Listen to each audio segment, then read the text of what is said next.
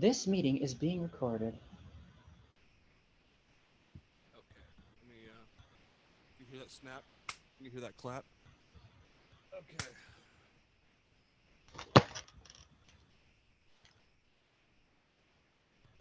It's a good backdrop for you. I like that. It's better than the clutter behind me, even if it's a little wonky. We all ready? Here we are, beefing. Beefing. Yeah. It's just funny because we did this podcast the same time with you last year, and it was more of like I need people to fill space, and Right. this time we actually have a big announcement. Welcome to the Last Beat Six show. This is Steve, your host. Back. We haven't done one since Ryan was on Jeopardy, and we broke that down. So Ryan, welcome back. Um, Hi. and David Sparrow, welcome back. Welcome back to welcome back to welcome back to the show. I don't know what was happening there. I'm fidgeting because I was like blanking on what to say. Oh, of course. So yeah, that's kind of what I do. Freddie was giving his 2 cents. Yeah. We timed this perfectly. Oh my goodness. The baby's waking up right now. Good. We can exploit this. Yeah. Proud Papa David Sparrow's back. How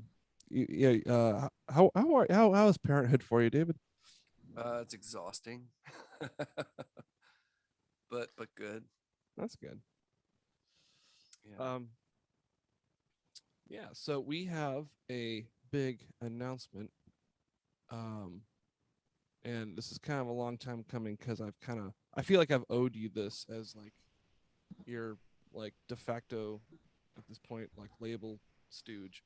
Is that how you see yourself? Just like like, oh man, I need to really help. Like I need to like uh like it's something I think you've definitely wanted. I think we've wanted for a while, and so it's finally time to announce that after 3 years, it's been 3 years since the release of Beggars and Choosers. March was 3, Yeah. We finally have we're gonna finally go for it, and we're gonna be releasing Beggars and Choosers on vinyl. This is our first Lost Beat 6 vinyl record, and it's no better album to start off with than the Beggars and Choosers one, because I think it's gonna be the most popular. I think it can money the best. Money. I like money and stuff. Steve, I think you do yourself a disservice by calling yourself a label stooge. I think the preferable term is 24-hour party person. Yeah. David, I gotta really credit you for doing that because it's gonna be kind of a hang thing. I gotta credit you because when we were first like this was 2020 mid pandemic or peak kind of like what are we gonna do like May, like this is 2 years ago, and we're like I don't know I guess I should double down on the label thing because like nothing else is happening. I can start at least kind of build that up. And you mentioned 24-hour party people when on the phone. I'm like, what's that? And you're like, it's this movie about like the Manchester like punk scene turn new wave turn like EDM like rave scene. I'm like, okay. And I looked at an ad on it. I'm like, okay, this is cool. And then that movie's kind of become like my it's one of my top 5 top 10 like one movies, and then it's become like this rallying cry. Yeah. Like there's a bunch of movies I like to watch when I'm like need like the motivation, inspiration. We can American movie is that for like production, and oh yeah, the Dolomite is my name. Eddie Murphy movies like kind of there for like just drive and sheer will, and 24-hour party people's like kind of the other one where I'm just like this guy is just gonna like operate at a loss at the just to get like the Manchester music scene on the map. Yeah. So and there was never a contract. There was never a contract. That's the dangerous part. That's the dangerous part. No, it does seem though that I think there's been a few labels like in the history like if you listen to the history of like Sub Pop and Merge, they didn't operate under labels until like someone forced them to, or they kind of needed like it got to a point where that kind of need to be a thing. I actually just went down a rabbit hole. I watched the Pentaveret, the Mike Myers new movie, and it was meh. It's like That's what I heard. it should have been just like a 2 hour movie instead of like it was like 6 part half-hour episodes. Uh-huh. I mean, there were some funny moments, but I went down a rabbit hole. Um, this actually ties into this. Like, Shep Gordon is one of the Pentaveret. I didn't know he was a real person. He's Alice Cooper's manager, and Oh, okay. he's to this day manages Alice Cooper without a contract. There you go. I mean, They kiss on all their agreements. Let's go kiss on it.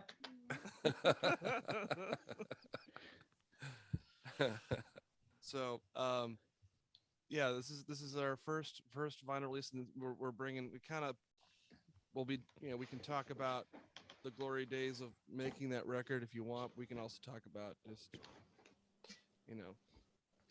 things how like I that. don't ever want to make music again. Yeah. Why not?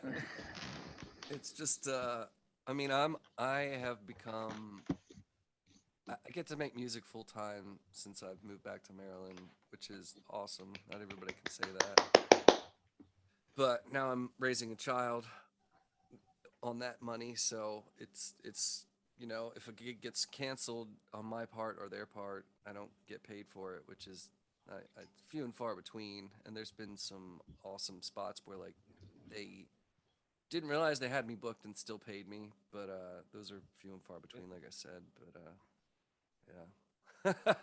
But as far as like recording music, it's just I don't play. I've played like 2 original shows this year. I put a band together full of some people that I've met at open mics since I came back, and the shows were great. And I had like 30 people out to the first one, and like had T-shirts made for the occasion and sold most of them. But I mean, nobody buys music anymore, so me putting even $500 or no, I think we managed to make Beggars and Choosers for 2 grand, give or take. I guess that with the production, but like I don't want to spend that money and not make it back. So Yeah. I had a lengthy conversation with an old friend here who was encouraging me to no, don't do that. Keep making music. Like I'm writing. I've probably got an album's worth, but it's gonna be even more sad bastard than Beggars and Choosers. But at least it's a mood. I Yeah. feel like I'm all like wired up now. I saw I went up to New York last weekend or 2 weeks ago. Saw Ryan Adams at Carnegie Hall, and he played for almost 3 hours, just him and acoustic, and he did a couple tunes on the piano, but it was miserable. But he sounds amazing. He's really healthy, and for not for Carnegie, like I think he booked the room on his own. Like it was like an independent thing. Like he Like just booked four-walled it. Carnegie Hall, and there were no concessions, so Yeah, he four-walled no drinking, and it. you wouldn't have known it though, because like people were heckling him like crazy, and it's just like let him. Can he finish the song? Can he Were they- start were- the song and not like have everybody like erupting? Were they heckling because of his whole like recent troubles? I Or don't think was nobody was obnoxious and like shouted out like "Me Too" or anything. Like everybody was on his side. Like we love you, Ryan, and all that kind of thing. But it was like he gets it. Like he seemed pretty humble. So I don't Yeah. know. Hopefully he'll stay that course. It's amazing. Like he had like what five shows and sold all of them out. So there were a lot of empty seats though, even for being a sold out show. Mhm. But it was good. Or was It it was like like yeah. to see him wallow but sound beautiful while he did it was pretty inspiring. I mean, there's a well, I was gonna say there's a market for that, but there is a lot of room for that. It's just in on a creative space, so it's like you can't. I'm into grooves and feel good grooves and stuff, but I like a good sad song. Yeah. Most people do. Even And that's always kind of been his vibe anyway. Mhm. But I mean, we had like it was like the top tier. There's the floor, and then 4 tiers up going to the back, and we were at the back. But like just looking down, I was like, man, I want to be that guy. But he's had a career of 25 years or so now, and a prolific songwriter. But it's like, how do you get there? How do you get to Carnegie Practice, Hall? practice, and then you take a third on. You take a left on. What? What's the street? What's the street? street? Oh fuck! What's the street? Google map it really quick. It's on 7th, I think. Walking up 7th. No, I think it's the other one. I think it's 8th. If it's going, no, or is it 6th? To get to Carnegie Hall. I mean, I in my songwriting career, I wrote songs about walking up 7th. Walking up 7th Avenue. No, but to get to Carnegie Hall, you got to, yeah, it is on 7th. Oh, it is on 7th? Well, then, yeah. Yeah. Okay. Then, you know. Hey, hold It's on that thought a 7th second. Avenue. I gotta grab the kiddo and hope this will not interrupt things. Oh, no, it'll be fun. It'll be Hang on. fun. Meanwhile, Ryan. It's on 7th and 57th. That's the thing I don't like about New York. I do get it. Like, I understand. I don't like that there's cross streets with like numbers and other numbers. So you don't like, You know what I'm saying? Well, you know the avenues. What's the streets and the avenues? Yeah. Yep. But like they get broken up because there's like Park is like right in the middle of that, and like Mad and Park and like fucking You go to the Lower East Side, you have like Houston, or they say Houston. yeah, Houston, which I always thought was weird. Why, And, why, like, why do they call it Houston? It's spelled Houston. I don't know. I wish as a kid, because I went to New York all the time as a kid because my family was there, and or like my mom's friends and shit. So I would go there, and they would just call it that, and I was just like, all right. I knew it was Houston by that point because I've heard of the third or fourth largest city in America. Like I heard of that, of Houston. Yeah, if you But, like the show, like and subscribe and follow us and give us 3 stars and tell us why it's called Houston Street. Tell us why it's called. But yeah, it's Houston. weird. Because on the west side they don't really do that. It's just like it's just the numbers. And then on the east side they're like, here's Lexington and Houston, Madison and fucking Vanderbilt and all this shit. And Well, I think part of that might be because I did watch was that Eric Burns? It was like Ken Burns-esque. It was like a Ken Burns production, but he didn't do it. But it was on History of New York in Manhattan. And of course, like the city obviously expanded over time to engulf the entire island. But like, early colonial New York only went up to like the wall, like of Wall Street. Yeah. Yeah, it was really, that was like the gangs of New York. Like you see like the old map and it's like the 1800s and it's like all just at the bottom. Yeah. Like it's just like, I mean, sure, by that point it already expanded quite a bit, but you know what I mean? It's like they weren't quite up there. Actually, funny thing is like, speaking of that kind of thing, is you can go like anywhere you live, you can go and you can tell where the old neighborhoods are, like where like not just from like the architecture, but just by the streets. Like you could tell like this was invented before cars. Like this was designed before cars. Like you go to Los Angeles, here where we are in Southern California, you go to Silver Lake, you're like, this was before cars. Yeah. Like this pile of shit. Anything in the Hollywood Hills, like the entire Hollywood Hills, you're like, yeah, they were. They didn't. You're like this was before cars. They didn't anticipate rich people and the Escalade becoming like match made in heaven.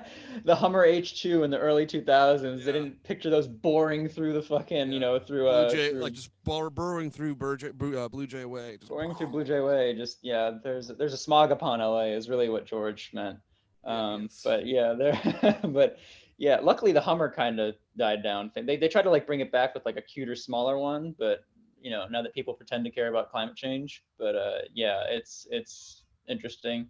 But yeah, that you can always tell when a city is like, you go to a town and you're just like, what street is like, what is this street? Oh, he's not happy about this. He is not excited to podcast. We have our youngest member on the pod. Welcome to the pod, Freddie. Hello, Frederick. Is he Frederick or or just Freddie or Fred? We call him Freddie, yeah. He's Freddie. Frederick Warren after his granddad's. I like keeping the Warren alive. That's because it's very unique. So it's like, you got the Warren middle name. Keep that going. And he's going through the teething phase, right? So he's a little more animated. hasn't been the He's getting happiest those fever camper. dreams. Fever dreams. You ever see that Rugrats episode where Tommy's teething? And he's got this, or I think it's just he's sick and he has a fever dream. But I think it was one of those like early episodes where like the Yeah. animators just went hog wild. Yeah, Nickelodeon back then had a lot of, even Cartoon Network, they had a lot of like slack to go off of because they just made some wild stuff back then. Like just stuff that you're just like, what? Like I can't believe they let them do this, and it's like pretty cool. But yeah, those are the days I want to hold you, man. Yeah, yeah. But yeah, so David, last time I saw you, it was pre-fatherhood. I think I haven't seen you in person Yeah, pre-fatherhood. So not and to get all society on you, but are you worried about bringing a child into this world? Or are you like, it'll be fine, 20 years, this will all blow over? it's definitely a strange time to have a kid. Yeah, I worry about the economy and Ukraine and everything. Yeah. And Yeah. well, and kids and social media, like I don't love putting his face on the internet, but Julia put pictures up all the time because it's the easiest way to share with family that's not close, Yeah. which I get. It's like now his Yeah. his face is recognized already. I Will think the be. kids are having kids on posting pictures of your kids is a lot better than posting like pictures of your eggs Benedict. In Right, general, yeah. So and if you're a parent, like I get it, it's a thing. You want to make sure you share. I made That's- this. I made Right. this. Just throw some hollandaise on it, and you got your eggs Benedict. I mean, a little bit of hollandaise goes into kids too. You gotta have a little bit of sauce. But the thing is with with so yeah, wow, it's weird. I haven't seen you since before you were dad. But Yeah. the yeah, what was I saying? Friggin' children, man. Future, am I right? Are you gonna encourage little Fredward to be musical, or are you gonna like put a guitar in his little hands one day? I mean, not if I can help it. Or... No, I Okay. mean, whatever he gravitates towards. His his mom kind of has a math mind, and I mean, she played like high school, I think clarinet or something. But yeah, I mean, he's got music around, so if he decides, then that's fine with me. Say hi, Freddie. I, Hey, Freddie. Hey, for anybody. Yeah, I mean, as speaking as someone with zero parenting experience and who also had terrible parents, just say that you know, I think it's better to like let them osmote into music because my dad was like because my dad came from like parents that, like forced him to do stuff. They're like, you're gonna do this, and he was like, he's like kind of had like this underlying noise floor of misery throughout his entire life. And I definitely grew to love music, and but like growing up and doing it, I like hated it. I was like, God, this is like not hated music, but I hated practicing. I wasn't like properly motivated. I was like very like negative reinforcement all the time. And then when they just let me like kind of come back, I started guitar when I was 5, and then I like didn't do it for a while, and then I came back to it when I was like 9, and I loved it. And it was like if you just let them kind of like let it be around and just like let them kind of like discover and curious and touch and okay, yeah, let me get into this. I think that's like the way to go. Personally, that's just my opinion. I'm just some guy who's probably never gonna have kids, No, so no, I don't listen to second me. that. I didn't have like a formal I had minimal amount of drum lessons, um, and I enjoy playing drums a lot more. And I feel like I'm a better drummer than say piano player, which I've had more lessons on. And I had to practice that, and like the idea that you had to practice that was really kind of grueling. On some, you just practice like 4 hours a day, and I'm like, that's a lot of just doing it over and over and over and over again. Like I've been watching a lot of skate videos recently. I think every time I watch like someone like a Rodney Mullen who's like, yeah, I just go skate 9 hours in the middle of the night, just like you gotta love doing that, like just the same shit over and over again. That's I mean, I took like traditional, like I took piano when I was 5 and quit, and then clarinet and bass clarinet in elementary school, and like never stuck to them. I just didn't want to practice. And then went back to piano for a little bit, but I would read music to the point where I'd memorize the piece, and then I don't really read music anymore. But the guitar I picked up when I was like 10 or 12, and that was like the advent of Olga, like the online guitar archive, and like, Oh it's like, yeah. oh, I can learn that song, I can learn the chords, and there's the tablature. And I wish I had a real musical education, but like, I mean, I came from, my mom was a choir director, piano player. My grandfather played guitar and I guess like banjo a little bit. I never really saw him play the banjo, but I'm self-taught. But I wish I had the education behind it. I think that's something like I'm not a church person anymore, and so that's Freddie will miss out on that. Like that, singing in a group in church has definitely like informed my singing or maybe Mhm. my ability to sing. But Yeah. his grandparents were here. His grandma likes to sing to him. I sing to him a little bit. That's nice. I think that's like a really good way to do it though, because like you said, like with church, I'm not a church background person, but Jewish. But we did have music in synagogue, but that's a different story. But there's there is something to like being around it and having it in the atmosphere. So, but there's other ways you can just like, I mean, you're a musician, just play your songs around the house and just let it vibe, let the vibe consume, Yeah, yeah, let the yeah. vibe Yeah. consume him. Ryan and I both have backgrounds, church backgrounds, in like chanting and canting and like Yeah. prayers. Oh, hee haw. Yeah. like Mine was more really like go back. Yeah. "Ioe." But yeah, but Mine's more Mixolydian. yeah. So he's more Mixolydian. Yeah. Mine's more what's it called? Harmonic minor, Fragish. But yeah, but yeah, I think it's just definitely like let it osmote all around him and just let him gravitate. And maybe he might not be a music kid. Maybe he'll want to build little robots or something, or write code until all hours of the night, or play football. Yeah, I don't know. Just be encouraging, man. yeah. The only thing is, He's fascinated by you. yeah. By me, I Yeah, don't blame him. I'm a he's fascinating kind of man, but he's checking you out.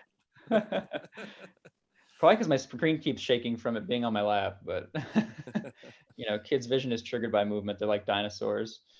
But Ah! but yeah, this is like yeah.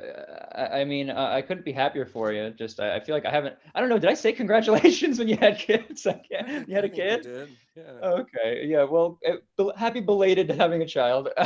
Thanks. But yeah, man, You I can think happy early Father's Day. happy Yeah. early. Oh, geez. Yeah, That's it's so fun. I'm crazy. like avoiding cursing in front of the kid, like he can understand me. That's But right. like, He I always can. do that. Osmote the cursing. I used to work around kids. Like I used to tutor. So like I had to practice. I'm a major just like casual cursor. So I like now I'm really good about it around kids. I'm like, oh geez, And Gabby, my partner, she's never around kids, so she's always like the fucking like pieces of shit. And I'm like, Gabby, there's an 8-year-old in the freaking room, dude. Like, stop. So it's kind of funny. So I don't know. Maybe some parents really don't care, but I just like to just err on the side of caution with that. I But mean, he's too young to repeat anything at this point. But yeah, has he said his uh, first words? I mean, he's does a lot of mama mama da da da da, but like he's not Okay, saying it like. I mean, he hasn't said his proper first word, I guess. he's not like dispersion. Yeah. Panacea, pandemic. Chrysanthemum. Oh, But yeah, oh man, I love how just like locked in his gaze is. He like doesn't blink. It's like a yeah. lizard, just like Using the zone, man. he's AutoZone like full. He's like all the way in it. But yeah, this is it must be like so. Has this informed? Because I mean, I imagine you're still writing songs at least, just because it's like a natural kind of thing for you to do, like a sort of like decompression thing, or like what? How do you I just mean, still write songs? I was writing a lot when I first moved back to Maryland, and it's kind of like I've always kind of gone through like spurts where it's like, oh wow, there's another one, but I've been kind of in a lull. I wrote one about him and his mom like last May, so I think that's probably the newest complete song. It's unfortunately I don't have as much time to just like I don't get I get mostly maybe like a 2 hour chunk, a 3 hour chunk where he's Mm-hmm. asleep or low key and I can actually do it. So But I mean, once he gets bigger and can kind of watch himself, I'll have more time. Sure. Yeah, no, I But guess that early stages kind of thing. Because I was gonna, my follow up was gonna be if he'd informed your writing or your music at all or anything about it. But yeah, I guess you kind of answered that question. yeah, yeah, yeah. So I wrote a song called "Somehow" that's about him and Julia. That actually brings me to I guess like a more personal question that we can cut all out and not answer at all if you don't want to. But I don't think it's that bad. I mean, I don't think it's bad at all. But when you moved back to Maryland, because I remember what was it, September, April 2020? Like, what did you move like right when it was happening, Oh or no, was it it was not like No, 19. 19? yeah, it That's was right, the because year. you're It going was away the year show. before. The year before, yeah, yeah. That's March right. 2019. So Yeah. you moved there, and I mean, you settled down and like real quick, and you like it seems like right, like within a year, and you had a kid, and I mean, because how old is he But now? He's like close to one, right? he's 9 months and like Okay. 6 days. Yeah. So yeah, within like a year, you'd like settle down and started a whole family. Yeah. I mean, I'd come back for family stuff. For my mom has Parkinson's, and Hmm. it's not something that gets better. But I'm glad that I've been here to be moral support for my dad and be around. My brothers are both here, so I mean, I didn't come home with the intent of settling down, but I mean, with the pandemic hitting, that kind of, I mean, Julia and I met in March of 2020, like the couple Wow. days, like a week, couple days before the world shut down, and we couldn't, we weren't really like seeing each other in person, but talking on the phone and like getting to know each other, and you know, it just wasn't premeditated. It just happened. It was sort That's of bucking beautiful. it was like bucking the trend that everybody's talking about how there were fewer kids than expected, from the pandemic of everybody being locked down, Mhm. and I guess you're the exception to God, that this is rule. the fatherhood episode, huh? It's becoming that Yeah, way, really. you This know. is it too boring for This you? is You want to this talk is about something else? He this probably is talks about evil. kids all the time. This I is mean, this is boring. evil. This is my evil scheme to like use children to sell your record. So Yeah, feed the yeah. kid, buy the I Steve's record. need to eat. I need to eat. Steve's like, teach him how to play guitar. I need to sign him one day. In 20 years, I need him on my label. It's a legacy. Yeah, Legacy legacy artist. artist. But yeah, all right. Well, yeah, we're getting a little deep in the weeds on fatherhood. You probably talk about it all the time. You're probably bored. Let's No, let's I talk mean, about let's talk about music. I don't know, yeah, whatever you yeah. want, man. It's I like to be steered. but I am I'm knock sorry. on wood. I am impressed how good he's being right now. Oh, he's amazing. He's He's just Yeah, doing a he's fantastic job. transfixed by the faces and the boxes getting lit up yellow every time somebody else Yeah. talks. yeah, he's probably got his attention. Like he's like probably this is like a little Simon Says game for him or something. Probably like he's like, oh man, look at these colors. But yeah, I guess if we want to talk about the record, we got some good old memories making that record, man. When did we Oh make that? yeah. Was that We made 20 it. January 2018 or not or It 17? started in the fall of December. No, fall of 2017. Yeah. Ooh, the loneliest you've ever seen. Yeah. Yeah. It was basically we went to Rob's house. Yeah. Rob has a studio in his mom's Rob garage. Rob Conrad for the listener. Thank you, Robert. Yeah, all those. Yeah, for that viewer at home. Uh, uh, and then yeah, we basically it was like a we tracked drums, and then I went to New York to go get smart trained because I had my Otmar show. Sorry, my new boss. I think he listens to this, so he might know. But anyway, I was getting trained to use smart, so I went back and forth, and then we worked on. We just did basic tracking, guitar, acoustic guitar. We either do scratch or the actual guitar. First Yeah. thing, No, I think yeah, I sat there with the acoustic and tracked everything to a scratch yeah, to a click. you Yeah. played to a click, and then Rob played drums off the scratch. I think, yeah, and the click. I think he might have worked with the click. I can't work with clicks very well. I'm not that good. First thing, I hate it, but it's a good thing that we did. yeah. The first thing we actually did record was back in the old days. I do remember that very first thing. Was that the first one? Mm-hmm. Really? We got most of that done in that night too, because I did the piano part. We just probably held off on the singing and the cello, and until Emily came in to do the cello. Yeah, shout out to Emily Elkin. She really Emily. made several She'll be getting a songs. copy. She'll be getting a copy on behalf of Lost Beat 6. I mean, everybody that contributed to that album was like, I got really lucky. I mean, it sounds awesome, and it was, I don't know, it took 2 years, but it felt like it flew by. What's the triangle? Fast, cheap, good. Fast, cheap, and good. Fast, cheap, and good. Pick 2. Yeah. If you're lucky. Yeah. With inflation happening, I don't know if we're gonna be getting the cheap one. That might be off the table entirely for the foreseeable. And that kind of nullifies the good One part corner too. of the It could be expensive now and not be good. Yeah, I was gonna say that the triangle might be off the table. That might be an old economic paradigm. Oh God, I didn't even think of that. I'm glad you brought that up because I'm like, oh man. Once everything's now expensive, is everything like now good, or is everything just taking forever? Because it's not going to be fast. And supply chain problems. So yeah, it's not fast either. So what's really funny is I have an old friend of mine, and I was pretty hell bent on that triangle, and he's like, nah, you got to think about that for a minute. Now I kind of see where he's coming from. Maybe not necessarily the same angle, but like it's starting to make sense. I still on a core idea if it makes sense, but if something is, if someone throws a wrench, as my financial advisor likes to say, someone throws a wrench in the system, like a war or a famine or a disease or something, formula shortage or a formula shortage. Oh yeah, how's that affecting you? Yeah. Back to fatherhood. We've been. I brought it back on myself. So far so good.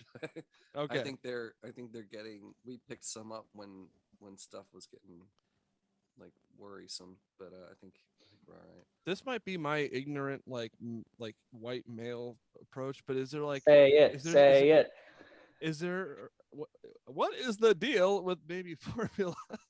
do you know why prefer it over like breast milk? No. I mean, he was breastfeeding for 6 months or so. Okay. Like, now we're really getting into it, but I mean, you try to go a year, but it's like that's her. I don't want to go into it. But sure, like, got it. You supplement with formula now. Like he started to eat like solid puree food stuff. So like, if he was like 4 months old and she wasn't able to breastfeed and we couldn't get formula, then we'd really be in trouble. But like, he's almost 9 months, so it's like not. There's people who are in more trouble if that's what they need. Enough said. Yeah. I mean, yeah, formula is very important, but if you're anything like P. Diddy, breast milk will make your day. Oh, no, it's got to be 100% Cambodian. Chappelle drinks the finest breast milks. That's 100% Cambodian.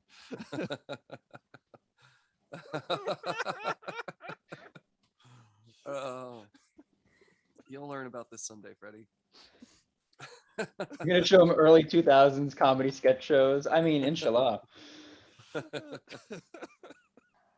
And here's the slap heard around the world that destroyed comedy forever. that freaked me out. I mean, I haven't watched the Oscars or whatever. I don't watch award shows. I haven't in a long time. Yeah, because it's just glad handing, like a meat parade. Patting, but like I wasn't watching it. My friends, like a bunch of LA friends, like have a text thread and like, holy crap, like what was that? And I immediately went on Reddit. I was like, that's where it's going to be right away. Mm-hmm. And like, couldn't believe it. And like, it is concerning because like, now a comedian or a musician who says something on stage that somebody doesn't like, some asshole's going to come up and pop you because they didn't agree with you. And that's not how like comedy or music works. Like, no, if you don't like it, leave, or you shouldn't have been there in the first place. It's scary because I think Chappelle got assaulted on stage at Hollywood Bowl like a couple weeks later. I mean, haven't stage stormers always been a thing though? Not that it's Uh, like a Usually, necessarily usually a, it's somebody comedy. who's like a fan, like comes up and wants to hug you or something, Usually, not hit you. yeah, and with a comedy show, I mean, like the Oscars is one thing because like there's a whole as scripted as they want it to be, there's always going to be some sort of wait what, or for the most part, because going back to even like the La La Land like wrong envelope thing, we're like and then you see like Jimmy Kimmel just like sorry, we're get to the bottom of this and we'll call like whatever, call the FBI and they'll figure it out what happened. But like with like comedy, it's because it's a singular dude or a singular woman on stage performing.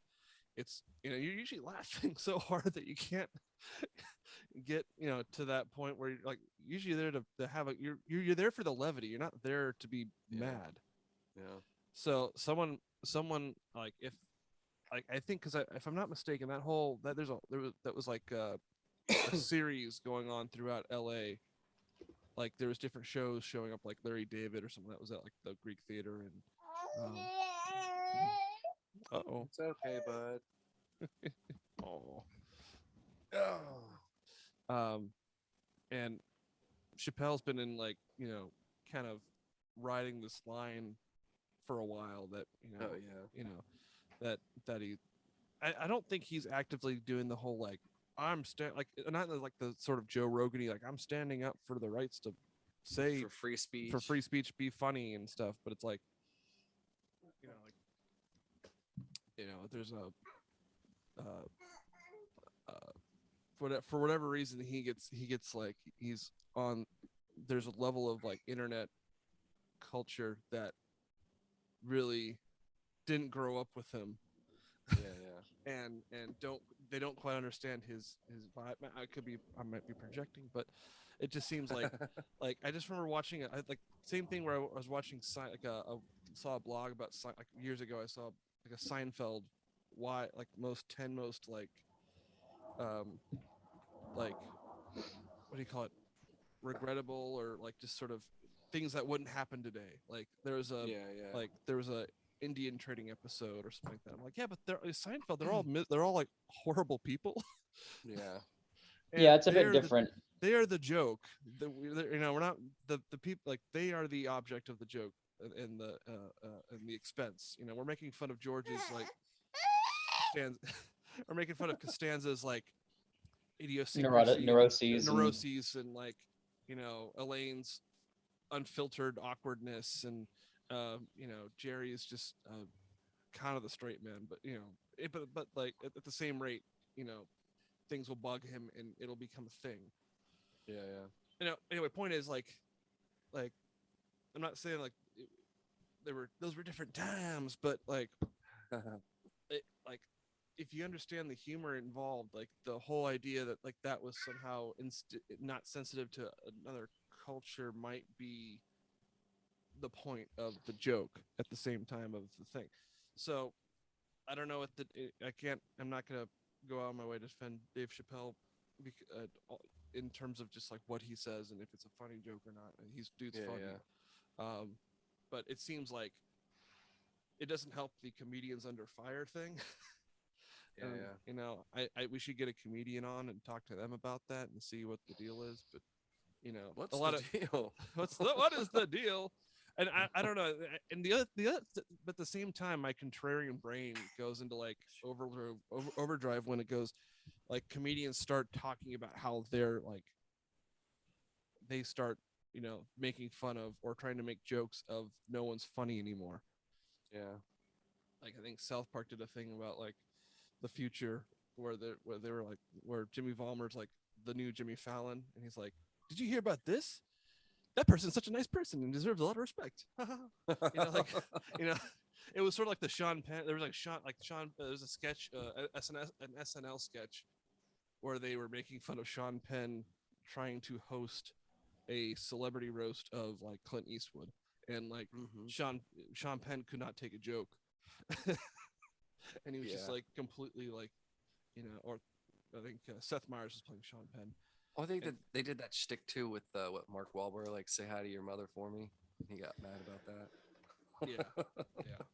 Yeah, I mean, it really depends on person to person. I don't blame people for like, one thing that does bother me is when people are like, why could he take that joke? Why couldn't, why was he why didn't he think that was funny? It was funny. Everybody laughed or whatever. It wasn't even bad or whatever. Sometimes you're just having a day and you're just like, I don't want to be made fun of right now. Normally I can take it. I'm a good sport, but like Yeah. some days I'm just like, please leave me alone. I'm having such a bad week. Like, please, Yeah. I don't need it.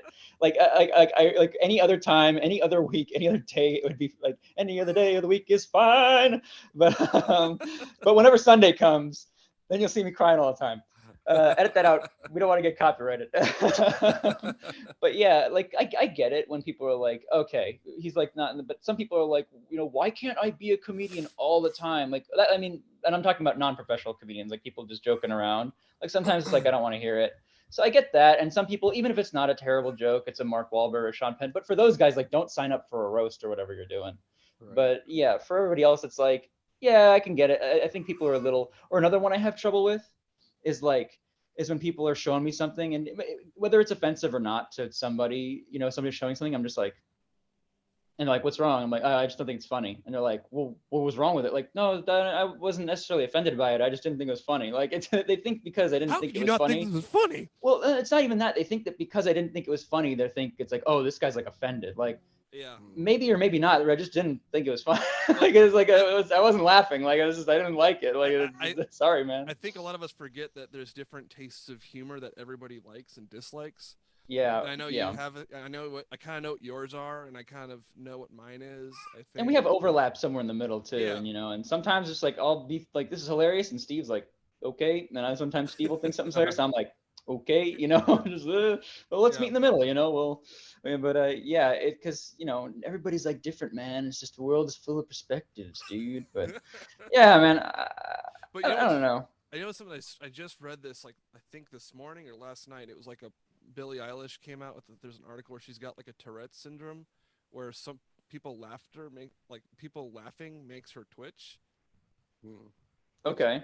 I don't know how true that is or not true, or I mean, not true. I'm sure it's true, but I'm not sure how to react. My absurdist side just wants to start laughing immediately because of that. Just to see what would happen. I don't dislike Billie Eilish, but I don't get the phenomenon. But I guess it's just because I'm older. Yeah, and now all I want to do is like not to goad the situation, but like part of me is just like, so is that why she's so serious all the time, or her audience is super serious? She comes from the mean streets of Hancock Park. Yeah. I mean, she's not that serious. She was on SNL. Like she must have been twitching like Okay. out of her off her shit if she was on SNL. People laughing, but I mean. Yeah, that's but the thing kinda, is, like, yeah. well, it's like that's what I'm saying. Like, not everybody wants to be made fun of for everything. Just because you think it's okay. Like Billy might be Right. like, hey, you know what? I really just don't. I have a problem with the twitching, or maybe she does or doesn't. I don't know if she has a problem with it, but maybe if she doesn't like it, she's like, hey, could you just like I really don't want to hear it. But I mean, the other side of that is you can't really stop people, and telling people not to do something is a sure fucking fire way of getting them to do it. Right. If people are good people listening out there, look up the Streisand effect, and you will understand what I'm saying. Yes. Because for those of you who don't know the Streisand effect, Barbara Streisand bought a new house in Malibu, like beautiful house on the coast, like over this like cliff with like waves crashing upon it. It was like a fucking like movie. This house, and it was like 2001 or something. It was like way early internet, like 2003, something before then, and somebody like posted a picture of it. It was like, look at Barbara Streisand's new house, and nobody gave a shit. Some people who follow celebrity were like, oh yeah, nice house. And Barbara Streisand was like, don't post my house. I don't want people seeing what my house looks like. Everybody wanted to see the house after that. Every fucking person wanted to see the house. Sorry, I cursed in front of Freddie. First word he's gonna say is fucking Barbara Streisand's house. but yeah, like I was just like, that's the thing is like, don't you can't come. So yeah, you can't watch, you can't do this. Like especially in America. Americans are terrible, indignant, pieces of crap, and we're just gonna be like, yes, I can, yes, I will. I mean, it's we don't in comment threads, and we everywhere. don't even read Dostoevsky. We don't even read like these kind of proto-existentialist kind of like I can do it because I exist. Haha. Yeah, we don't even do. Yeah, we're not even well read. It's just he. It's more of a commentary on Dostoevsky being like prescient and just being like, yeah. watch what people do, man. Just tell them not to. But then again, I don't have any alternative solutions, so I don't know. But yeah, if she doesn't want to be made fun of for twitching, like I get it. Like just leave her alone, or just don't. I You know. thought she gets the twitching because of the laughter. That's what I thought. But then I are read. people making? But then are people making fun of her for the Twitch, or does she not want to be made fun of for the No. I Twitch? think my instant like reaction to do that would be like, that's kind of funny that she can't handle laughter. Can we segue? Can we talk about Twitch? Twitch. Sure. What? Wait, Sure. wait. What happened to Twitch? I when I first moved back to Maryland, I was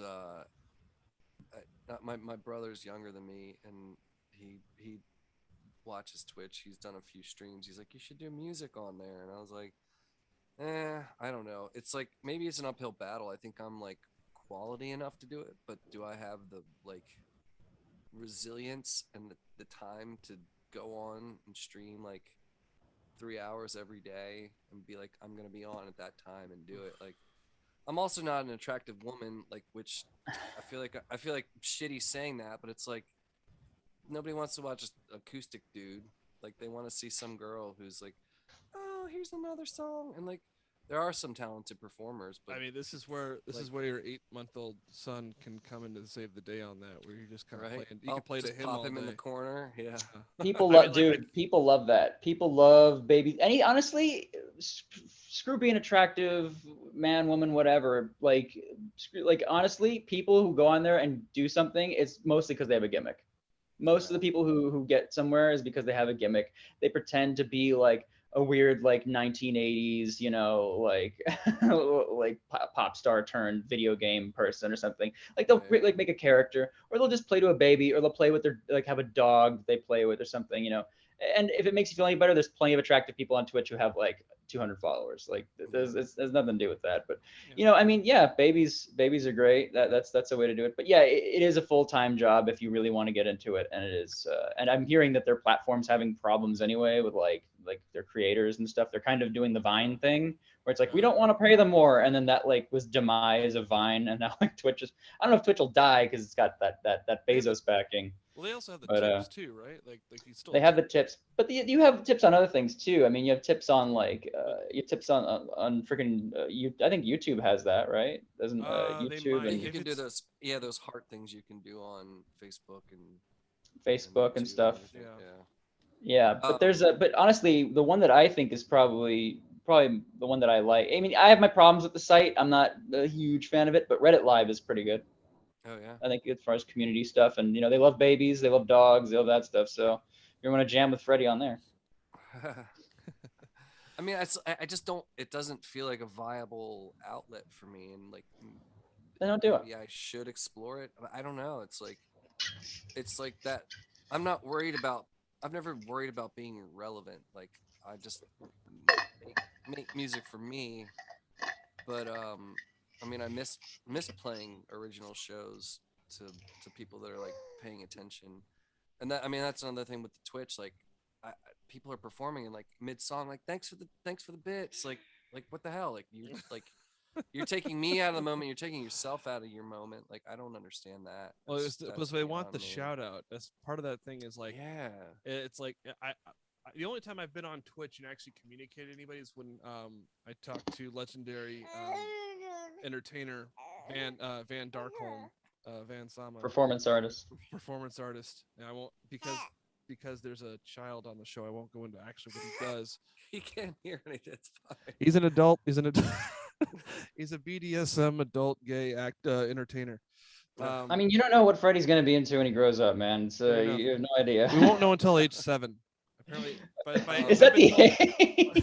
I've been told by age 8, you kind of, or 8 or 9, you kind of know what the personality of a person's gonna be. The brain's still developing on everything else, but like if he's like a giving, or if he's like basically those kind of personalities, if he's like a jokester or a, you know, if he's a mischievous kid, you'll kind of figure out he'll probably be a mischievous adult. Citation needed, but we'll roll with that for now. Okay. I'm not totally gonna like call you out and like try to tear you down. I've just never heard that, so it's all hearsay, and this is I get from sports radio, so you can take that with a bullion of salt. Oh no. But but for the most part, like, you know, it's a lot of it's DNA and stuff like that. They say To go back to that thing about like Skull Shake Steve. people at the Ryan Adams show, like it's not just Ryan Adams. It's like big shows, like you know, you expect some civility, like, but I feel like people go to a show now and they think they're part of the show. It's like, we love you, Ryan. Like, you said that 5 times already. Like, do you want do you want to get up on the stage? Like, it's like, shut up. Like, I'm here to see him perform, not hear you say you love him. Like, cool, I'm glad you love him. That's why you're here. At least that's what that's I an thought. interesting thing. Yeah, I've been thinking about that too, because I think there's more of that. yeah, and it kind of drives me crazy when it comes to certain shows uh especially like Deadheads and like this sort of idea that like Isn't that John Mayer's band? it's John Mayer's band. Yeah, playing the Dodger Stadium. I'm gonna try to score a miracle, like legit. Um, I think one of the issues, and I always kind of drive me crazy because like there's a level of like, you know, those guys were like okay musicians that kind of were able to like kind of get by because of acid, and large have a fan base, and they always talked about like, you know, like how there's a oneness, like a group oneness between the band and the crew and the audience. And like I just like in reality I just never see that, because I'm like, no one ever puts, there's like different skill levels, right? And this is something I kind of I deal with like even like as being like a stagehand or a person of like a crew member or an audio engineer, where I'm just like, there's a level of work I'm putting into putting this show on, and there's a level of work that the musicians are going in to put the show on, and it's almost completely different skill set, where one's very mechanical and one's very like creative and methodical, and like the work they put in is practicing in their hotel rooms for 4 hours before the show or in between shows or whatever. And it's just like, I don't do that. But I put the show together and make sure I do all the prep work to do that and make sure all the pieces are working, all the parts are working. So like no audience member puts in the equivalent amount of work to put a show on. So like, you know, so it always drives me up a wall. Like there's a level of communication. I believe in like energy levels between audience and performer, but I don't believe in like the equivalence of audience and performer, because I just don't see like you don't put it, like everybody wants to put in that work or wants to put in that, they want the attention but not the work.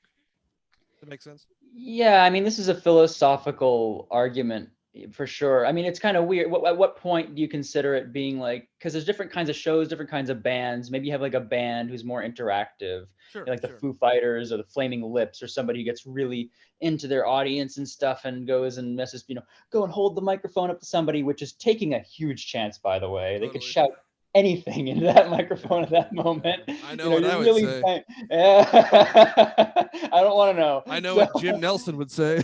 I know what Jim Nelson would say, but you know, I don't know. I would hold the mic up to Freddie if I saw him in the audience. Like, I would trust him the most, because I would just want or dispersion. But yeah, so you have people who do that, but that's the performer definitely curating it a little bit and like you know, kind of inviting it. Yeah, with people, I mean, you do. I don't know if you owe them interactive. It's weird. What was the first because people, even if you don't have people like individually trying to stand out and shout "Freebird" in between songs, you have people who like sing along the whole time. I'm a sing alonger, depends on the act. If it's like a sing along, like when I was at Paul McCartney, I was like sing along to every song of Paul McCartney. Oh my god, you know. So it's like, you know, that's like a sing along show for me. But and for a lot of people it is. Some people, but there are people who get annoyed by that. There's people standing next to the, you know. So I've been at those shows. I'm like standing next to the guy. I'm like, okay, I know you know all the freaking words, dude. Like, shut up. I'm trying to listen. You know. And that must have been a weird thing, because when did that start? You know, where did that start? What scene? What music? Has that always been a thing? Because you didn't have people watching the Marriage of Figaro in the 1700s going, "Non ti andrai farfallone amoroso." You know, like, it's like you didn't have people sitting in the audience. There's a context to that, though. Even the operas, though, those operas initially were very rowdy and like, you know, you know, like opera bouffe, especially it became a refined thing. Like that's a new concept. That's a 100-year concept to get new. But with things like but I started I actually, like, to your point, I was kind of noticing, like, I think when you're doing a solo performance, and you went to the, like, and I remember going to see, like, Jeff Mangum of Neutral Milk Hotel at the Orpheum, and that was just like he had specific, like, requests to not have any cameras, not have photography, like, just a very intimate thing. People sang along. He knows it. He loves it. And I think for the most part, like, I think there were people who would shout out, like, questions. Even like Silver Mount Zion would ask questions and stuff. Like, anybody have a question? They'd actually talk with the audience. An But invitation. it was invited to Again. do so.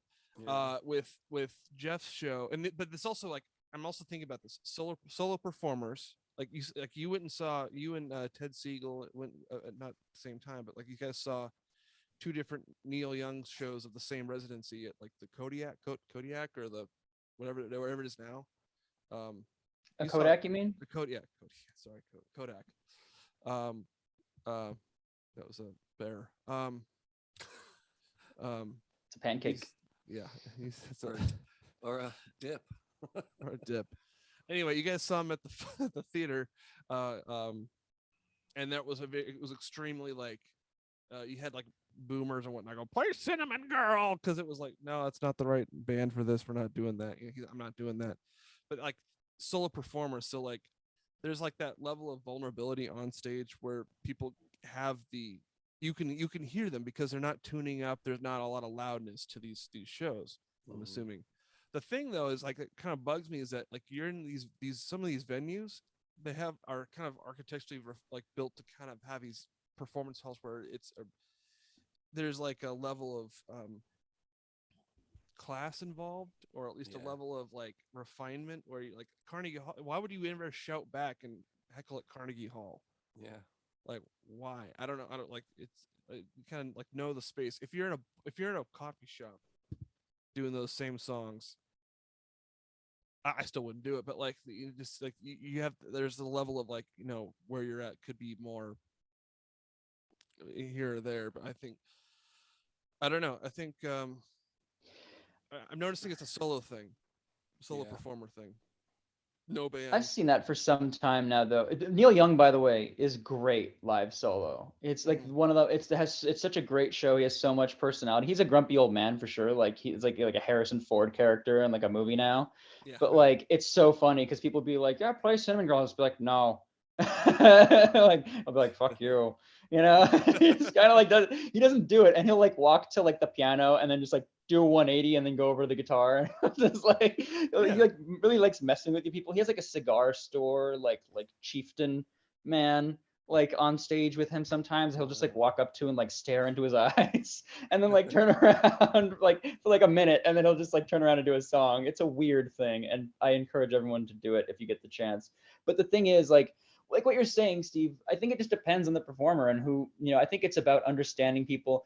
People have weird relationships with the music they like. They like to project themselves onto musicians because they relate to some feelings in their songs or something. They obviously relate to this music in some way that they're putting out. So you kind of think them, you think they're your friend or whatever, and you can just shout at their shows. And it's just, I think it's understanding that's not the case. And I'm not going to be one of those, like, we're on our phones all the time, man, like, people. But I don't think social media has helped because you can directly interact with some of these people more and stuff. Right. And sometimes you get a retweet or you get, like, a reply and you're like, oh my God, he saw me or she saw me or whatever. And he knows my name. So I think it's really, like, I don't know how we do this, but, like, understanding that performers are people who want privacy and have their own thing. And some people want you to join in and sing along and stuff. Like, there's moments where it's like, all right, somebody's shouting Freebird again. That's really funny. It's like the Wilhelm scream of the concert at this point. And other times there's this really beautiful moment. But then the other times there's, like, this really beautiful moment at this, there's this Tom York show. He was doing a solo thing. I wasn't there. I didn't have this timed right. It works. We'll edit it in.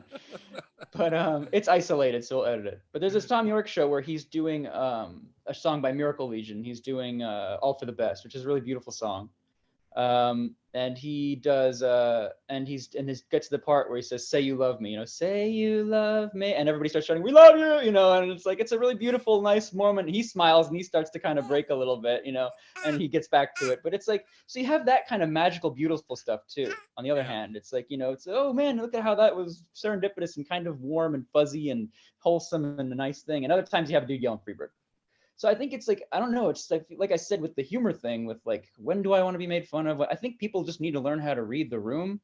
And I don't think social media is helping, because you can just vomit onto the room whenever you want, especially with Dave. Like, I think tying it all together in a neat little bow, what Dave was saying with like live streaming is like, yeah, people are going to be like, thanks for the shout out. Thanks, but you could just, well, Dave is playing, in a You do that while very you're like, tuning. yeah, in a coffee shop, where or something very kind of intimate, maybe like a club or something, where I think Dave's music would be like a solo performance would be very appropriate or something. Yeah, people yelling and getting rowdy would kind of suck. At a punk show, yeah, yell rowdy. Steve and I, we don't like moshing, but we go to a King Gizzard show and we're like, okay, we'll probably stand in the back, or probably like stand in the balcony, Beeline to the because mezzanine.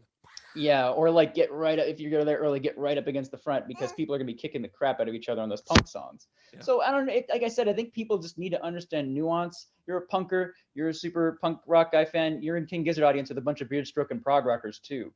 That's a weird show.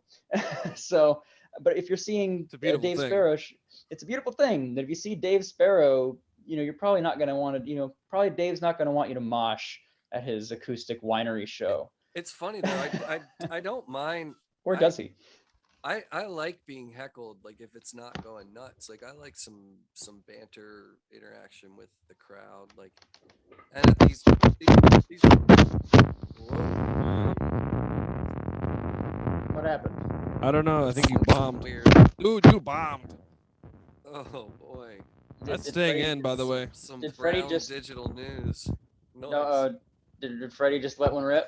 No, I think it came. You moved It your was your camera. You moved your movement. computer and it's like. Oh, oh yeah, I was readjusting the angle. Sorry.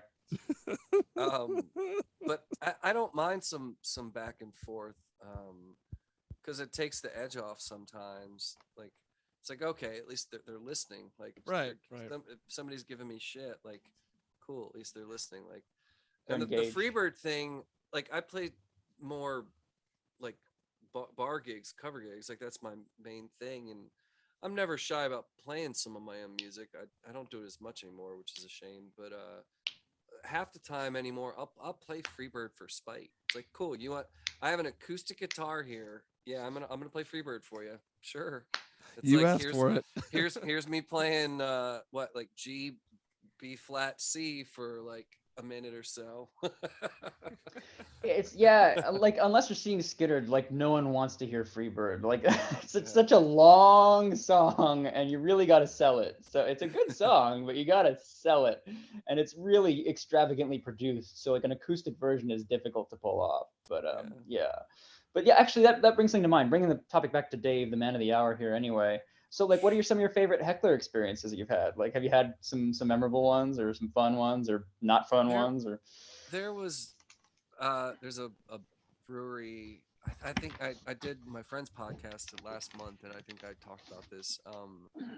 There's a brewery called 1623, and the staff is great, and the patrons are usually awesome. But this woman came up, and it was like play this, and like her and her girlfriends were dancing. I was like, oh, here's the Joker. Like I'll keep them moving. Just it's my job. I'm at the bar.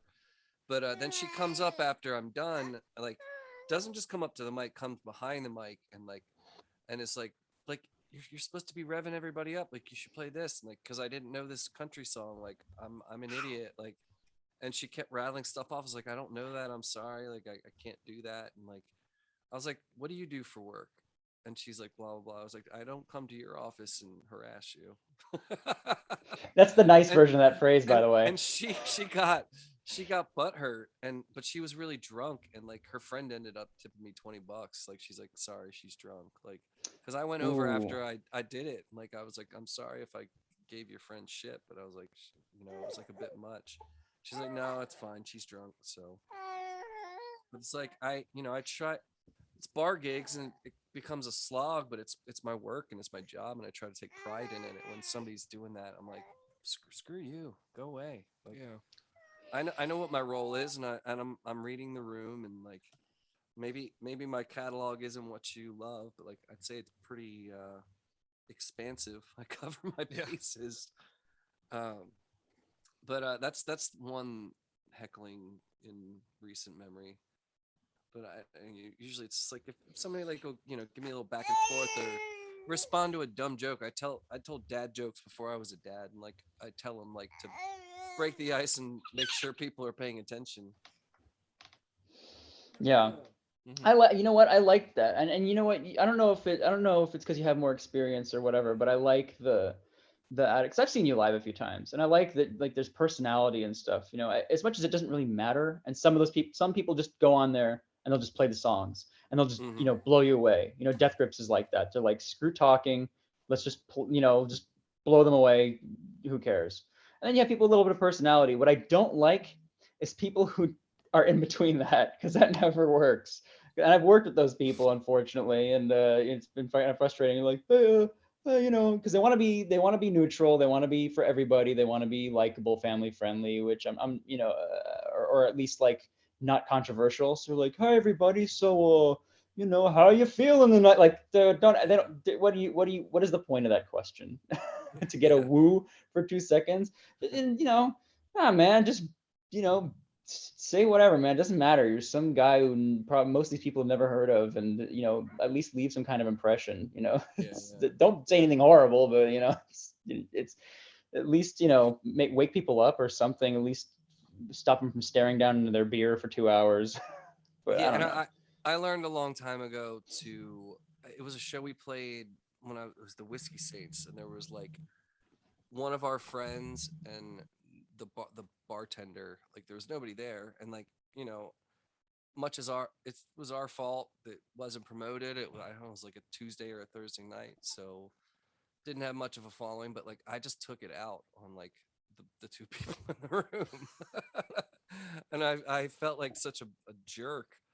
And my drummer was so mad. And like I don't think I've done that again. And there's nights at these bar gigs where it's like, why am I here? Like, why are they paying me to be here? Because nobody's responding. And then sometimes a night like that, people come up at the end. They just don't want to come up in the middle. Like they're eating and doing their thing, and they're like, I'll get 20s in my bucket. And then sometimes the crowd's really engaging, and like I make $10. So Yeah. it's such a weird. It's a mystery.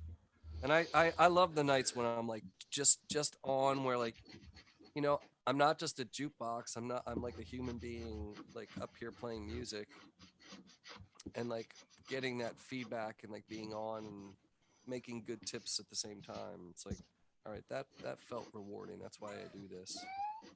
Okay, well, see, no, that's you're just proving the triangle is still alive, Dave. Because when the nights where the nights where they're really engaged, but you don't make a lot of money, that's cheap and good. But that's a good night you had, but it was cheap. So then the nights that you could find the 20s, but no one was really around, that was what's it called? Uh, Fast and good? I don't know, but you get what I mean. I gotcha. There is a documentary. I think it was very like an indie document, like a very like handmade documentary that came out. I don't know when it came out necessarily, but it's available on YouTube right now, called for free, or not for free, but like ads, whatever. But called "Why Am I Doing This?" And they are and this is their in their in it's basically a bunch of punk rock, uh, working class punk rock, you know, and indie rock guys like sharing stories about like being in the van and the in the bad hotels and it's sort of actually kind of depressing. Everyone, oh man, like that's really really rough. I'm not sure if You just described music. I know, but it Hey. was like all these horror stories about like the dingiest St. Louis dive bar they played and stuff like that, um, and it was really interesting because they had this sort of they were very self-aware because they said this is a Dave Grohl this is a Dave Grohl free documentary about the rigors of like real like hand to mouth touring. Mm-hmm. you know um that's very unromanticized. And it's just like, okay, yeah, we did this show, and we, like no one's got agents. They're just calling up to do what they can do and stuff. Like, wow, that's really, really rough. I think, yeah. I'm sorry. I did one tour when I got back here that I, just booked on my own. I'd been up in Connecticut in May of 2019, and there was a place called Strange Brew in Norwich, Connecticut, and they did an open mic, and I didn't even make it to the open mic. Like my buddy had a big bonfire, and we didn't make it down. But I, contacted them. I was like, like, could I book a show? And I built the tour around that, and did Norwich, Connecticut. This was May 2019 is when I started booking it, and end of August 2019. I did 5 dates. I did New York. Played in New York City for the first time. This place called the Delancey, and it was like one of those shows where you have to sell tickets. And my buddy played bass with me, and his wife is in production and made a bunch of PAs come out. So I hit the nut of 15 people. But that was a good successful first show. But my friend flew up from Houston and was kind of like my quote unquote like road manager, and she was keeping me company. And like long story short, it wasn't like glamorous, but it was five dates, and I broke even on it. Which was like a lot of encouragement for coming back from LA. And but then we all know what happened. 2020 happened, and right. You were more difficult for me to get out on the road with. You just came back out here though, right? Yeah, I was in LA for like a long weekend. I played Rosenthal Winery in this place called Oldfella in Culver City. I was gonna try to book a hotel cafe show, like a proper show, but I don't think there was enough lead out to get people there. And I don't is LA mask free again? I believe so. I don't remember. It's like LA mask policy. I'll find out what you guys talk about something more interesting. New York was they don't, even if it's in effect, nobody cared. Nobody's wearing them anymore except at Carnegie Hall. I'm glad I had it in my wallet. I'm glad I folded it up, put it in there, my vaccination card. And you had to wear a mask. I think certain places, I believe certain venues or organizations are still like extremely rigid about some of that stuff. Like UCSB is kind of like that right now. Yeah. Or at least their promotion team. So that's like everywhere else is kind of loosened up, unless it's some sort of standard. But it's like you want to work, wear a mask. I'm like, okay, I want to work. Everything else has been loosened up. The planes have loosened up. Yeah, they stopped that like just after I was out there. I feel like I'm getting sick on planes so many from being on planes. Oh yeah, last just the few times. recirculated air. Yeah. So I feel like the pandemic kind of forced them to get better at like cleaning up, like filtering out. Oh yeah. So I think that's actually even gotten better, but I still it's not COVID I'm worried about anymore. It's just getting a cold.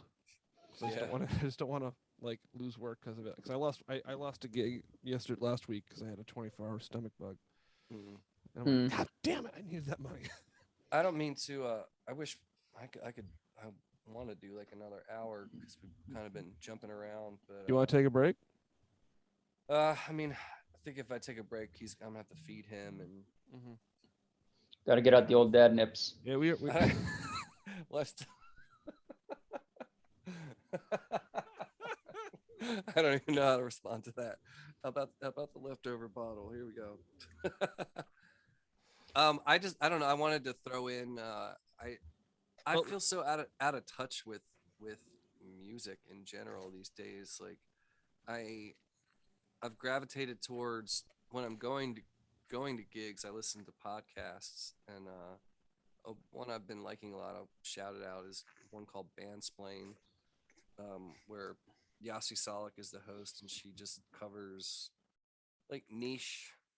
It's kind of turned into like she picks a band that she likes or something like that, or doesn't know much about. Like the first episode was about Fish, and she's done Steely Dan. Radiohead was like a 2-part episode. Some of them are pretty sprawling. They go like 4 hours or so. This is like someone But who doesn't know the bands, or she's explaining it to she somebody else. she no she doesn't know much about them, but she brings on a co-host who like is a fan or has a lot of knowledge about the band or the artist. But that, and then when I first got back, Towson University, their radio station WTMD, I was listening to that nonstop. Lots of good. Snail Mail is a good band that I like. I think she's from Baltimore. The band I really love is called Super City, and I think they were they released their album in 2018, and I thought it was newer than that. But I was doing these wedding band gigs last summer. I played with Dan Ryan, he's the guitar player, and then like one of the last wedding band gigs I did, I played with don't know his last name, I think Ian, the drummer. Both super nice guys, and Julie and I, her parents were in town last month or 2 months ago, and we got to see him at this place called the Auto Bar in Baltimore, and like they're like the real deal. They do like some like choreographed like dances a little bit, which I was worried was going to be like a shtick, but like they just have some tasty spots in these songs where they kind of like, everybody's in sync moving, and they're like, I can't, it's like St. Vincent rolled into like Hot Chip into, I don't know what else. It's like, it's guitar driven rock, but it's good stuff. So Super City, check them out. Nice. We can yeah, if you need to bail soon, we can just we'll Ryan and I can close out, and I hate to cut it short. No, it's understandable. He's fidgety. I'm surprised he's set. He's been amazing. He's been amazing so far. Yeah. Yay. He's a gentleman. Hi. But not a scholar. Not yet. One day. Is that your next album, Gentlemen and Scholars? I think I already have an album title. Oh, nice. Oh, this is news. Well, I never realized Dave Bloomfield and Rob Hughes, my bandmates in Whiskey Saints and Burning Jet Black, they loved Kings of Leon, and I mean, I did too. I liked the older stuff before they turned into like the arena rock, but all of their albums, unless there's been an exception, like with something new they've released, are all 5 syllables, like Only by the Night, Youth and Young Manhood. And so I didn't deliberately call Beggars and Choosers that because it was 5 syllables, but I think Everything Changing is what the next album is going to be called. That's appropriate. Yeah, and I think it fits with like the lyrical content, a lot of the stuff that I've been writing. I just need to get motivated enough to record it. It's not so much about Beggars and Choosers anymore as it is about Freddie's and Julia's. Yes. Yeah. That's well said. They are the priority. Yeah.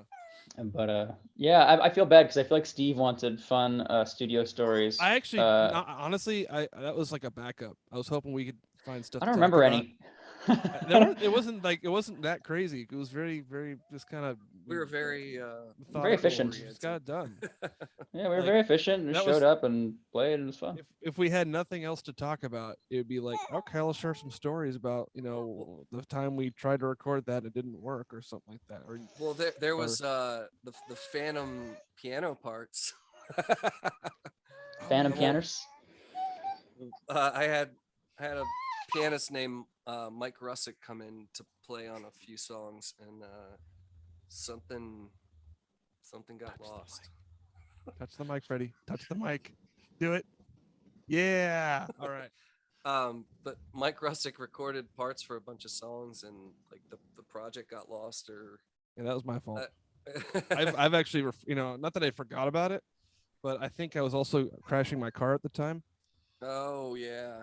So that was like, that was during the slides. We're wrapping it up here. So if you want, I mean, that's how Sean Hedinger ended up on the album instead of Mike, who actually, like, Sean didn't even record in the studio. He flew parts in. Right. He lives in Albuquerque. He's got a studio called Neon Moon. And Sean, you'll be getting a record too, courtesy of Lost Beat 6. Hey. Hey, I should give was it Mike? Mike, I should give Mike one too. Yeah. Both mics will be getting one. But anyway, Hi, buddy. if just while you're here, because like the just so we have the official like announcement release the campaign. So what we're gonna be doing is we're using crates, which is spelled with the Is that how QRA. you I've been saying Q rates. I didn't I've know been saying Q rates. I've been flexing between the two, and I found out somewhere I forgot the source, but I've been told it's officially crates. Huh. And if I'm Not good wrong, branding. call me out. That's confusing. Well, I think Not there's an good branding. It makes Australian sense phonetically. It makes sense There's an because it's like crates of Australian records, but sunglass brand called I think it's pronounced Key, but it's spelled Quay, which I would say K. yeah. I mean, like as far as like the Quay. Q rates sounds like a Fiverr competitor, but Yeah.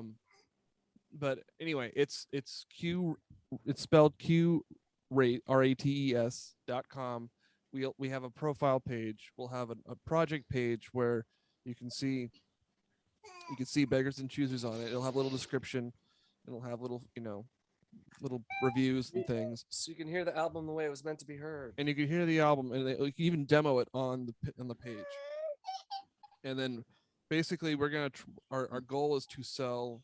We're gonna try to get 200 orders. We're gonna a limited run of 200, and and we're gonna do this. It's gonna happen. We're gonna make it. We're gonna call our mothers. And we're gonna make it happen. No,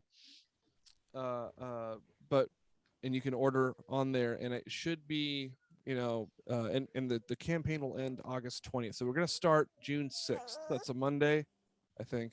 Or is it a Friday? Yes. It's a Monday. It's a Monday. It's a Monday. June 6th is D-Day.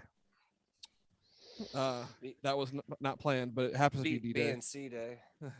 It'll be where we begin the Great Crusade to get this vinyl pressed and into the hands of all your fans, David. So, and even at that, it's just like it's so it'll be exciting, and I'll have the link. I'll put the link on the show notes to make sure that's all available. And so that's the big news. It's Lost Beat 6's first vinyl attempt, so we're excited about that. I'm excited about that. Yeah, for sure. And